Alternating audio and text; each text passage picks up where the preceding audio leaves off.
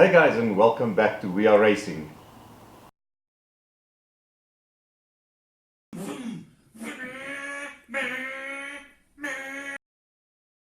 In today's video we're going to try and do a few things. We're still preparing to get to starting the motor, but we realize there are quite a few things that need to happen before we can get to that.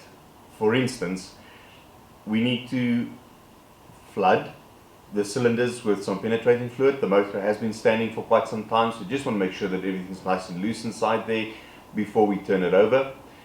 We will obviously have to get oil into all the systems, oil into the diff, the gearbox, and as well as the actual motor, check for oil leaks and those sort of things.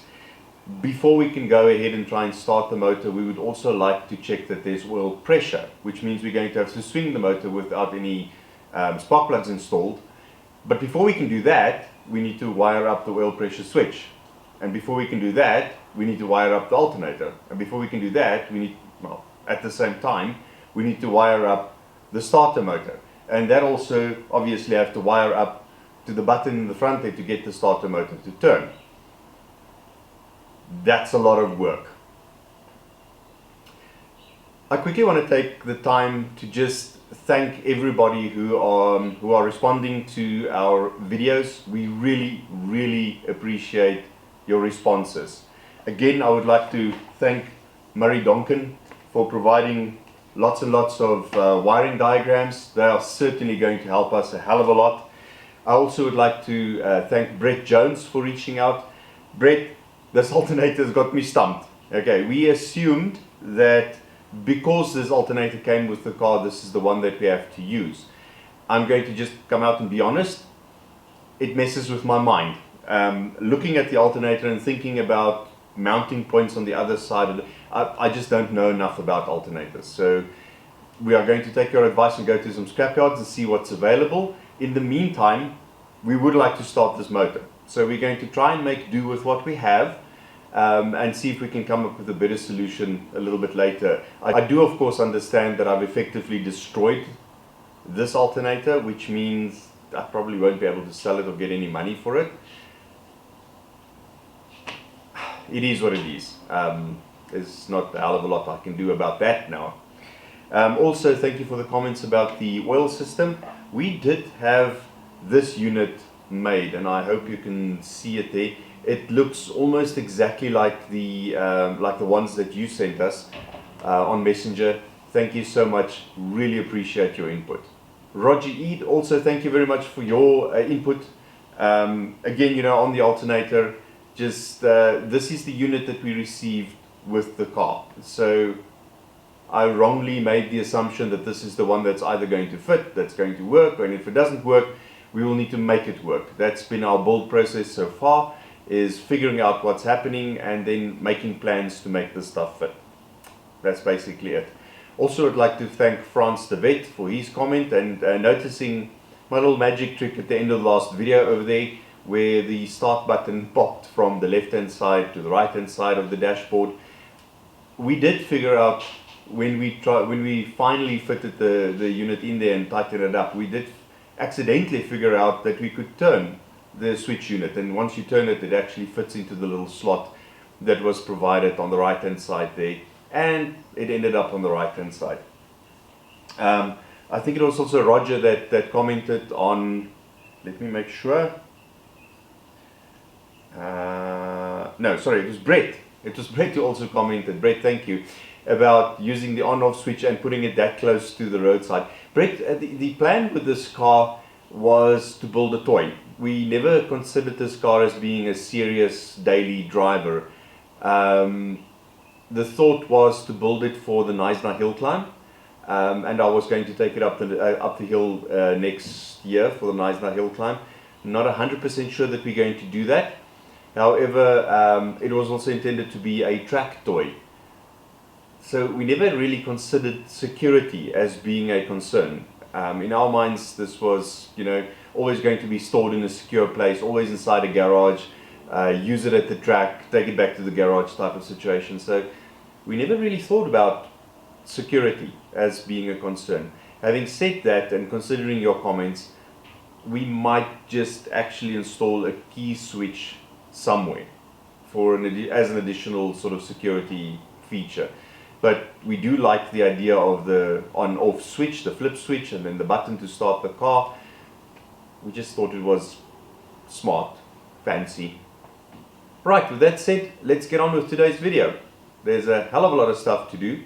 As predicted, exhaust has to come off again, alternator has to come off again, and I will turn the camera angle a little bit just now to show you where we're going to do the wiring and what's going to actually happen with the wiring over there. The thought right now is start getting everything in place where it's supposed to go, and then deal with the wiring as it comes up. That's my best thought right now. If you have any better ideas, please comment. We promise to read all of your comments, and I'm going to try and even respond to all of your comments online because I really enjoy the comments. Thank you so much for that.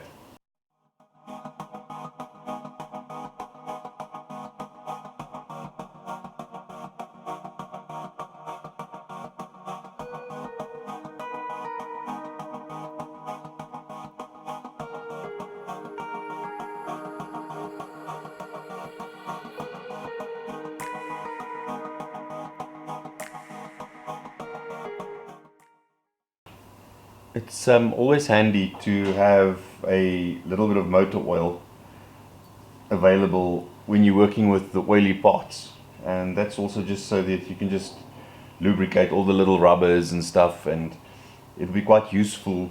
You won't be able to see this, but I've got these brass connectors all over, and the pipe goes on that quite tightly. So it's quite nice to just, I know France is going to have something to say about this, but to just lube up the ends so that the hoses fit better. And of course on the rubbers and so on, so that they achieve a better seal.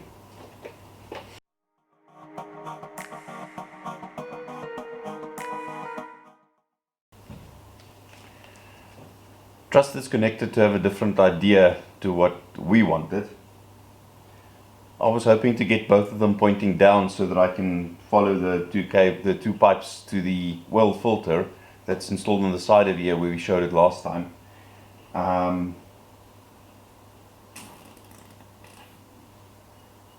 Not gonna happen. If anybody has some ideas on how to manipulate this guy, it doesn't use any tape or anything like that. It achieves a seal by sealing onto the actual thing that it's screwing onto. So it sort of seals dead. When it's tight and it's sealed.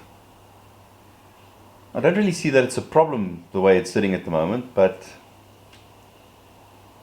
it will look better if it all points down.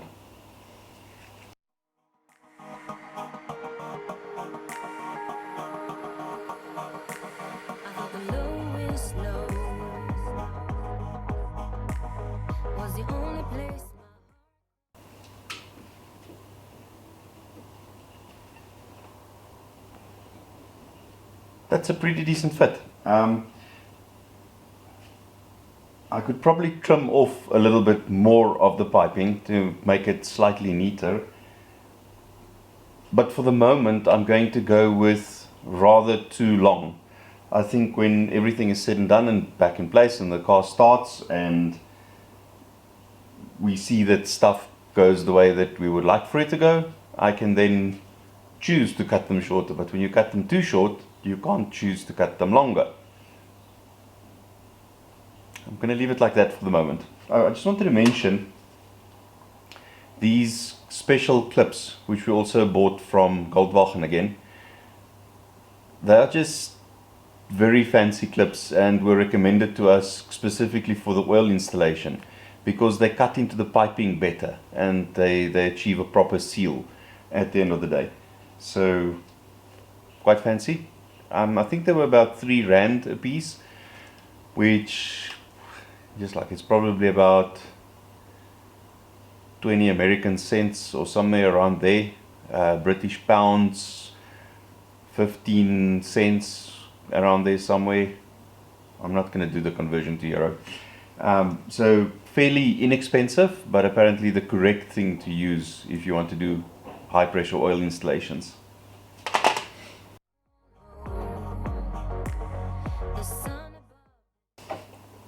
When you cut these guys, make sure that you cut them straight, because taking them off to cut them straight is not that easy. Also, do remember to put the clamps on before you put them in place.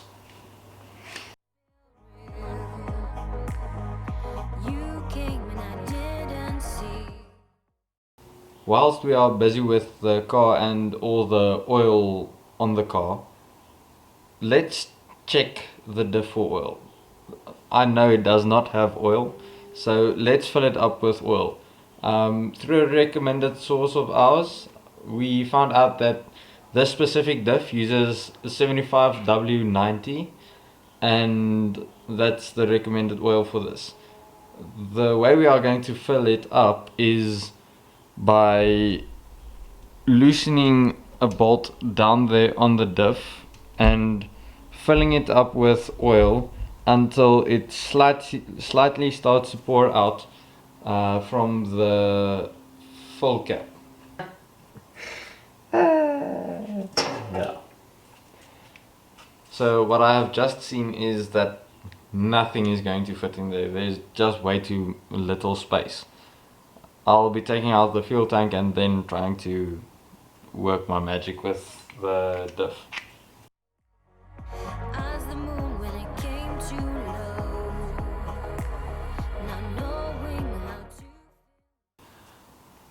Alright, so the fuel tank is out, and what I've seen, and hopefully this is not the case, previously there was too little space to work at all, and now I'm hoping this is not the case. This plate is in the way a bit, so hopefully I don't have to take it out, but if need be I will take it out and we'll fill up the diff from there on.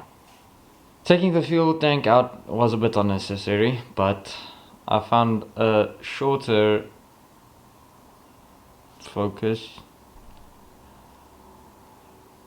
I don't know what you call it, fitting to open the fuel cap with. So, well, not fuel cap, the filler cap with, so hopefully this works.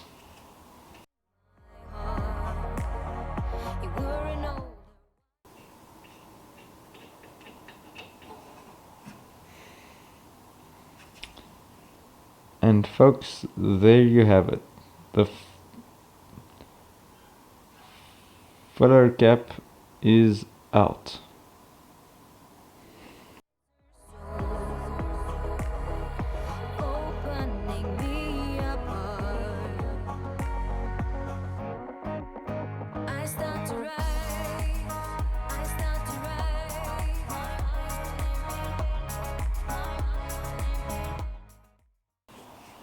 Alright, so that is putting in diff oil. What a job. Goodness gracious. On other cars, usually it is not this hard, but apparently with the Lotus you have to struggle before accomplishing anything.